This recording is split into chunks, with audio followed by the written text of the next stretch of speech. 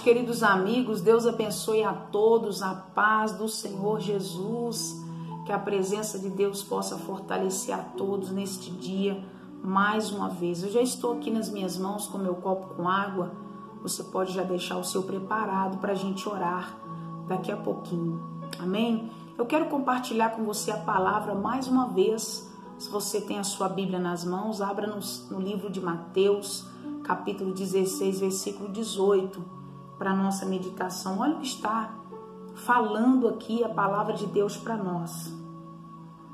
Olha para você ver. E sobre esta pedra edificarei a minha igreja, e as portas do inferno não prevalecerão contra ela. Mateus 16, versículo 18.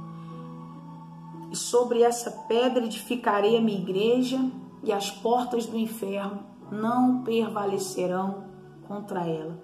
Eu quero falar aqui com você hoje sobre os 5 triunfos da igreja. O primeiro triunfo da igreja, a igreja edificada sobre a rocha. O segundo triunfo da igreja, a igreja caminhando em oração. O terceiro triunfo da igreja, a igreja caminhando na palavra. O quarto triunfo da igreja, a igreja caminhando no poder do Espírito Santo. O quinto triunfo da igreja, a igreja caminhando pela fé. Amém? O primeiro triunfo da igreja, queridos. O primeiro triunfo da igreja sobre a rocha. Quando Jesus falou, e sobre essa pedra edificarei a minha igreja, ele estava falando dele mesmo. Porque Cristo é a nossa rocha. Cristo é a pedra que não pode ser removida, a pedra que não pode ser tirada. Queridos, a igreja de Cristo jamais poderá ter as suas portas fechadas. Sabe por quê? Porque nós somos a igreja. Nós somos a igreja que o homem em si, com toda a sua arrogância, com toda a sua petulância, jamais vai poder arrancar do nosso coração o Cristo que foi ressuscitado, o Cristo que me libertou, que te libertou. Jamais. E a palavra de Deus está nos afirmando o primeiro segredo, o triunfo da igreja que foi edificada sobre a rocha. Jesus disse, sobre essa pedra edificarei a minha igreja, e as portas do inferno jamais poderão prevalecer contra ela. Jamais. Ninguém pode prevalecer contra a igreja de Cristo. Nem os governantes, nem os poderosos deste mundo. Ninguém, queridos. Ninguém. O Império Romano tentou destruir a igreja e não conseguiu. Os homens poderosos deste mundo já tentaram calar por muito tempo o povo de Deus e não conseguiu. Você vê que quando os apóstolos morreram por amor a Jesus, muitos acharam que a igreja ela ia enfraquecer, mas pelo contrário, a igreja se fortaleceu. A igreja cresceu. Cresceu por quê? Porque ela estava na rocha. Ela estava em Jesus e está em Jesus até hoje. E a palavra de Deus é maravilhosa para nós, queridos, porque o homem, quando ele coloca o coração dele em Cristo, ele jamais poderá ser abalado. O salmista Davi declarou isso em 2 Samuel, capítulo 22, versículo 47, dizendo: vive o Senhor, bendito seja a minha rocha, exaltado seja o Deus da minha salvação. Quem declarou isso? O salmista Davi que declarou. O salmista Davi é que disse isso. Vive o Senhor, bendito seja a minha rocha. Quem era Davi, querido? Davi, um pastor de ovelhas, escondido, que seus irmãos não davam nada por ele. E para quem conhece muito bem a história de Davi, Deus ungiu Davi como rei de Israel.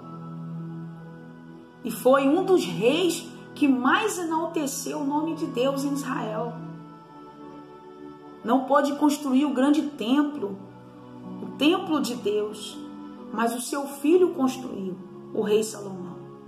E a Bíblia, Deus chamou até de Davi de segundo o coração de Deus. Então, se o salmista Davi, nem conhecendo a Jesus, nem sabendo quem era Jesus, disse: vive o Senhor. Vive quem? Vive o Senhor. Bendito seja o meu rochedo, exaltado seja o Deus da minha salvação. Davi chamou Deus de sua rocha, de seu rochedo. Então você que está me vendo agora, nós temos um Deus que é rocha, que é pedra e que ninguém pode removê-lo. Alguém pode arrancar Deus do seu coração? Alguém pode arrancar Deus do meu coração? Não. O apóstolo Paulo disse que nada poderá nos separar do amor de Deus.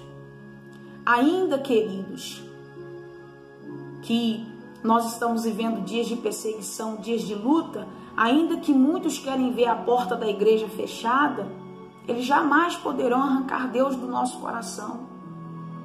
E o apóstolo Paulo disse que nada poderá nos separar do amor de Deus. Nem a morte, nem a vida, nem os anjos, nem as potestades, nada neste mundo, querido, nada poderá nos separar do amor de Deus. Então as portas do inferno jamais poderão prevalecer contra a igreja de Cristo. Jamais. O primeiro triunfo da igreja foi porque a igreja estava sobre a rocha. E a igreja está sobre a rocha e permanecerá sobre a rocha. Porque nós sabemos que nós não estamos com os nossos pés fundamentados em areia, em barro, em terra, mas uma rocha que é firme. Num Deus que é poderoso, num Deus que é forte, num Deus que é fiel. Amém? O segundo triunfo da igreja, a igreja caminhando em oração. Olha para você ver. A oração é um dos maiores recursos que Deus colocou à disposição da igreja na terra. Se você quiser ler depois Atos 12, versículo 5, você vai entender o que aconteceu com a igreja nos tempos de perseguição. A Bíblia vai nos relatar algo que aconteceu lá em Atos 12, versículo 5, que Pedro foi lançado em uma prisão por causa do nome de Jesus. A perseguição, a igreja primitiva estava passando. Tiago já havia sido morto à espada. E João, que era irmão de Tiago, juntamente com a igreja, a Bíblia vai nos relatar que Pedro ele foi lançado na prisão. E a Bíblia diz que a igreja estava orando. A mãe de Tiago estava orando. João, que era irmão de Tiago, estava orando. A igreja primitiva estava orando. Estavam todos reunidos orando. E a Bíblia diz que o anjo vai na prisão aonde Pedro estava e liberta Pedro daquela prisão. A Bíblia diz que Pedro, quando ele viu aquela luz forte vindo à direção dele, as algemas caíram e o anjo disse para ele: coloca a capa, coloca as sandálias no pé e me segue. E a Bíblia diz que eles passaram pelo primeiro portão, pelo segundo portão, e quando Pedro se deu em si, ele entendeu que ele estava livre da prisão.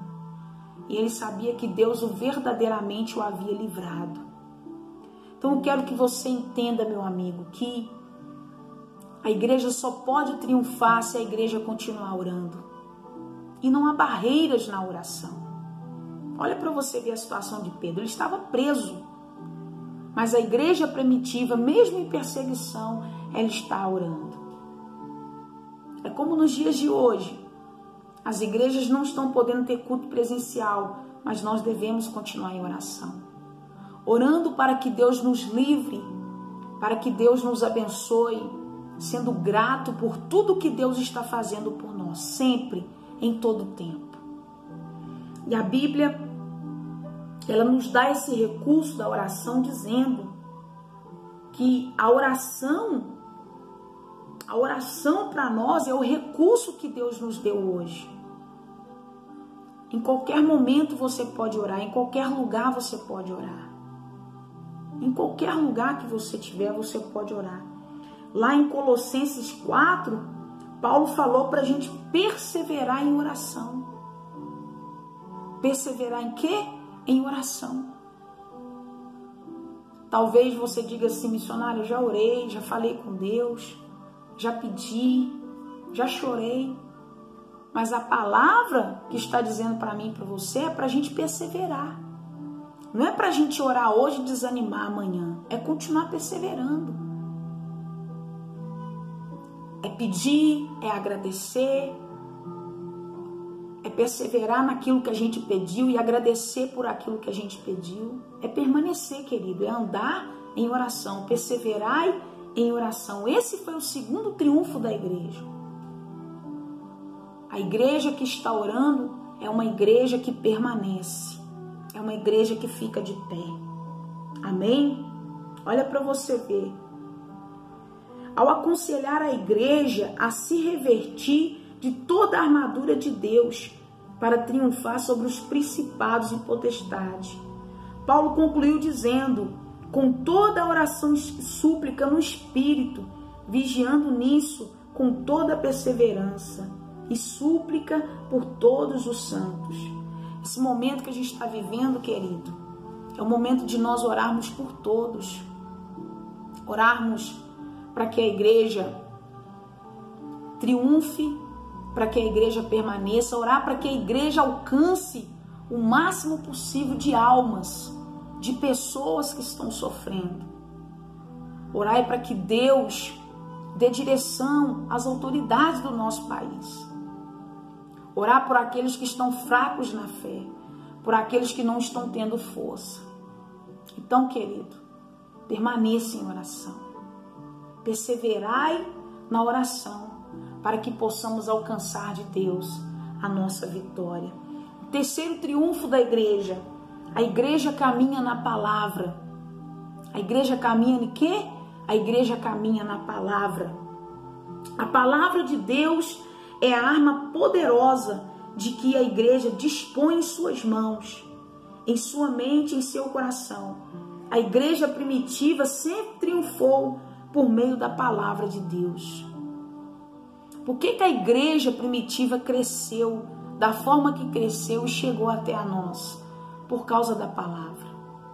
Irmãos, se a palavra de Deus não estiver no nosso coração, nós não iremos suportar as lutas, as adversidades, aquilo que ainda está por vir.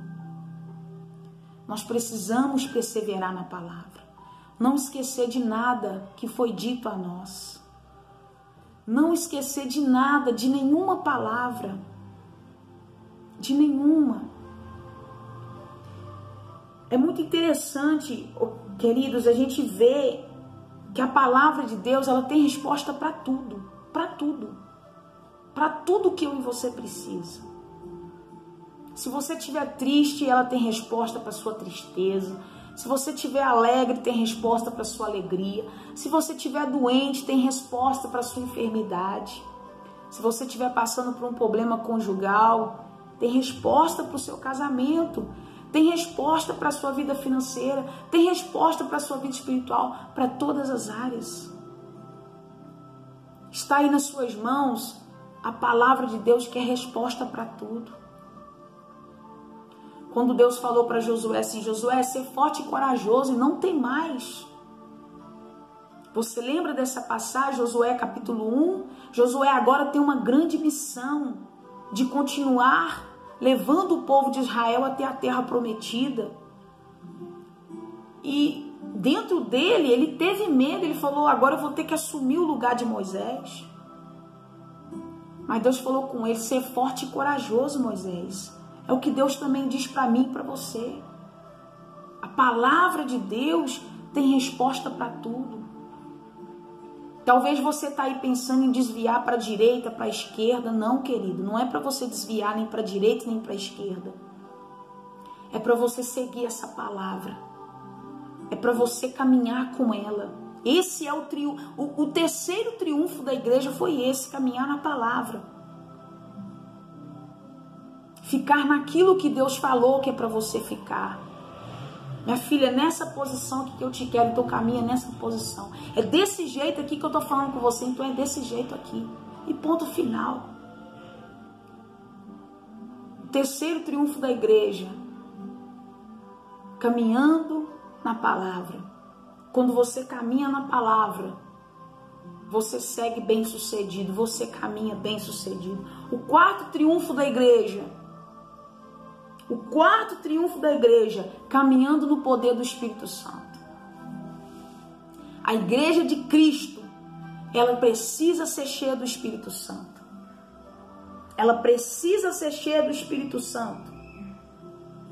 A igreja habitada pelo Espírito Santo é tão indestrutível como o trono de Deus.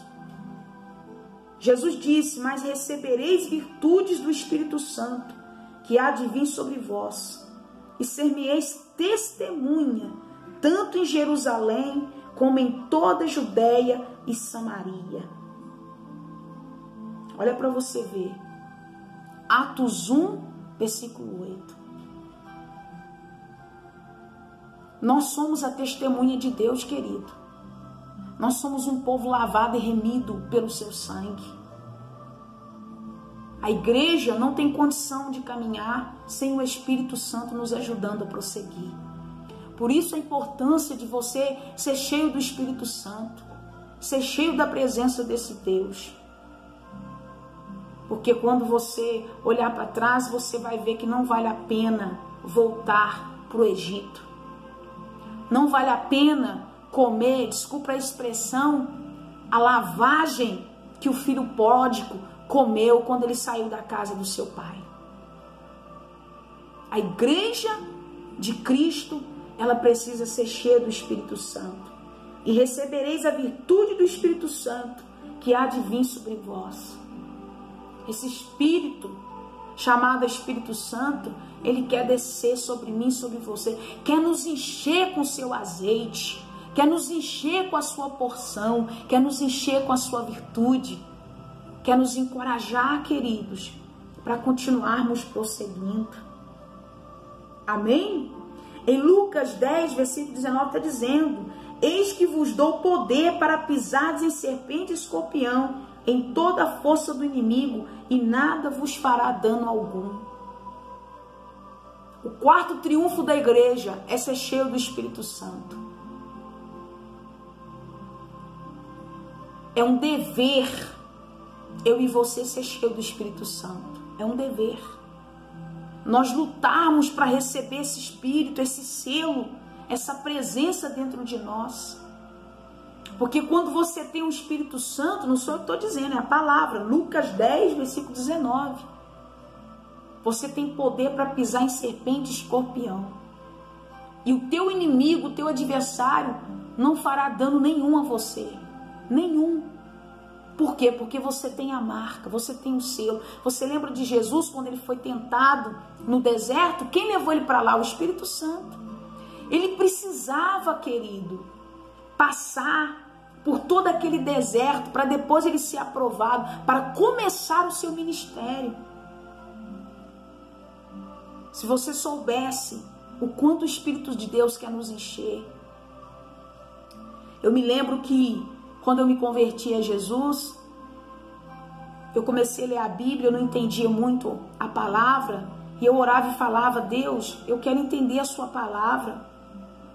Eu me lembro de uma pregação do pastor que me batizou nas águas. Ele sempre falava: você tem que ser cheio do Espírito Santo, você tem que ser batizado com o Espírito Santo. E eu não sabia o que era o Espírito Santo, eu não entendia o que era o Espírito Santo. Até no dia que eu falei assim: Deus, eu quero ter o teu Espírito para ganhar as almas, para ajudar as pessoas que precisam ouvir o que eu ouvi. o que me libertou, o que me salvou.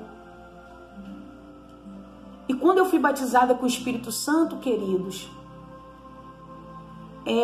eu não recebi aquele tanto de línguas estranhas, sabe? Todas aquelas coisas que as pessoas ficam esperando, que as pessoas ficam ansiosas, elas querem rodar, elas querem sapatear, elas querem pegar fogo, como diz o ditado aí fora. Não. Eu senti uma presença de Deus assim muito forte, eu comecei a chorar, eu senti alegria, eu sentia paz dentro de mim.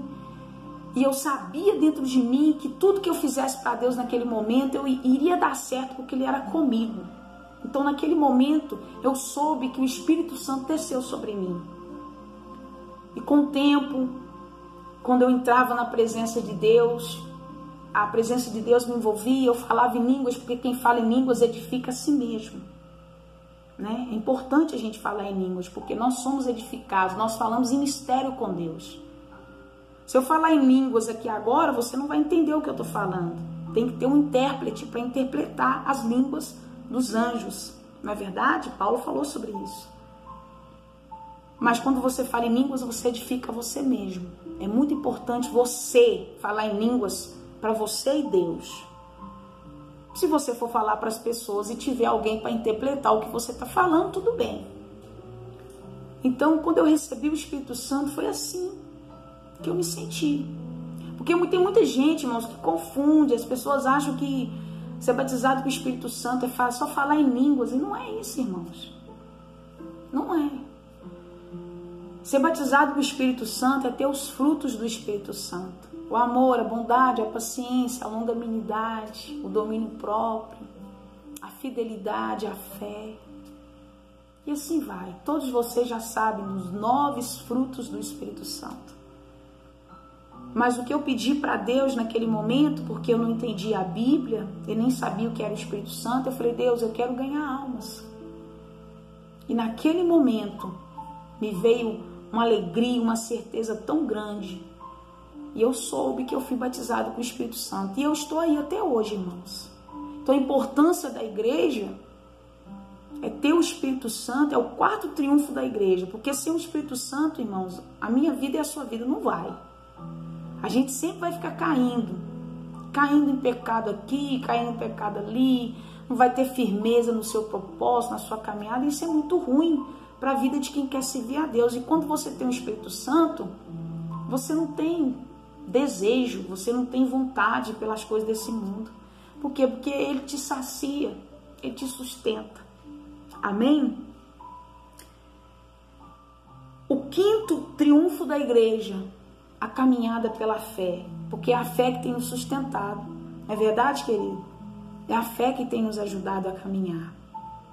E é interessante que